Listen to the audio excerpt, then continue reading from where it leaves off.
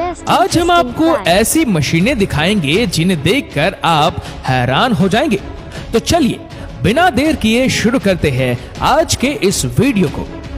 Number 1 पर है ऐसा ट्रैक्टर जिसके पीछे के पैर टैंक की तरह दिखते हैं। ये ट्रैक्टर ऐसे खेतों में इस्तेमाल किए जाते हैं जहां पर काफी दलदल हो और आम रबर के टायर वहां चल ना पाए। इसके पीछे के टायर की ऐसी बनावट इसे ऐसे दलदल से भरे खेतों में चलना आसान बना देती है।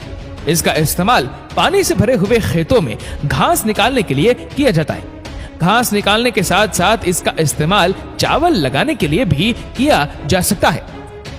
नंबर 2 पर है एक ऐसी मशीन जिसे खास दलदल में चलने के लिए बनाया गया है।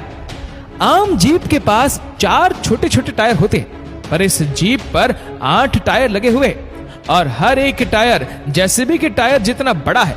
ये बड़ी जीप इतनी ताकतवर है कि ये 2 जेसीबी को आराम से खींच सकती है।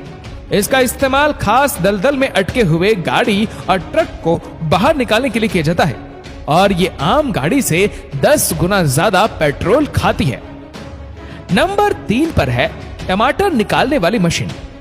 जहां हम भारत में टमाटर हाथ से निकालते हैं, वहीं जर्मनी और फ्रांस में टमाटर निकालने की अलग ही मशीन है। ये मशीन 20 आदमियों का काम अकेले ही करती है, वह भी कम से कम समय में। सबसे पहले तो यह टमाटर को पौधों के साथ जमीन से उखाड़ती है, फिर बाद में वह पत्तों को बाहर फेंकती है और टमाटर से मिट्टी अलग करती है। फिर टमाटर बाजू में चल रहे ट्रक में एक ट्रक द्वारा डाले जाते हैं। नंबर 4 पर है कद्दू और उसके बीज निकालने वाली मशीन। सबसे पहले तो ये ट्रैक्टर कद्दू को खेत पर ही पत्तों से अलग करता है।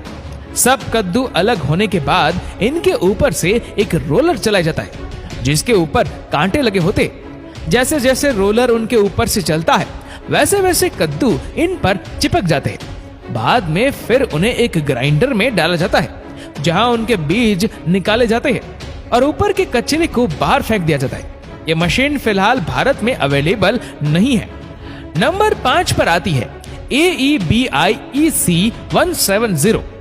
दोस्तों, इस मशीन को आप मिनी ट्रैक्टर भी कह सकते हैं। इसे आप आराम से बैठकर पूरे खेत की घास काट सकते हैं। इसे घास काटने के साथ साथ ब्लोवर की तरह भी इस्तेमाल कर सकते हैं, जिससे वहां का पूरा एरिया साफ हो जाता है।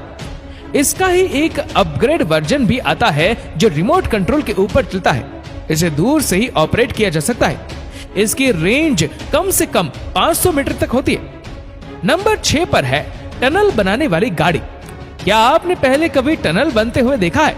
अगर नहीं तो आज हम आपको दिखा देते हैं। इस काम के लिए एक स्पेशल ट्रक का इस्तेमाल किया जाता है जिसके पीछे वाले हिस्से में रोलर लगे हुए थे। फिर धीरे धीरे इस रोलर के ऊपर बड़े बड़े ब्लॉक लगाए जाते हैं। जैसे ही ब्लॉक लगने का काम पूरा हो जाता है वैसे धीरे धीरे ट्रक को बाहर निकल जाता है। रोलर लगे होने के कारण ट्रक आसानी से बाहर आ जाता है। ट्रक बाहर निकालने के बाद इन ब्लॉकेज पर जेसीबी चलाया जाता है ताकि उनकी मजबूती की जांच की जा सके। नंबर 7 पर आता है ऐसा ट्रेलर जो लंबे पेड़ों की लकड़ियों को ले जाने के लिए इस्तेमाल किया जाता है। ये पेड़ों की लकड़ियां इतनी बड़ी होती है कि इन्हें ले जाने के लिए एक ट्रेलर कम पड़ जाता है। इसलिए इस स्पेशल ट्रेलर का इस्तेमाल किया जाता है जो 2 हिस्सों में बटा होता है।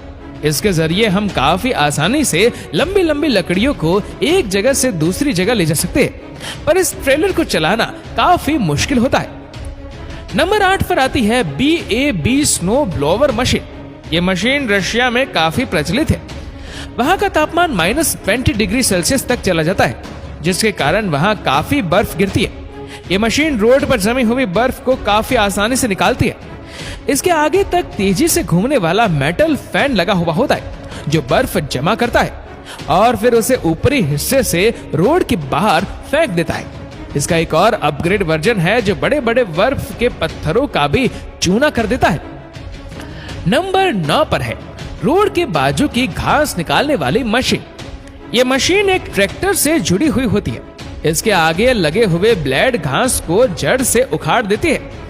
फिर पीछे वाली ब्लेड उसी घास और मिट्टी को पीछे चल रहे ट्रेलर में डालते हैं। इसमें पैसों के साथ साथ टाइम की भी काफी बचत हो जाती है।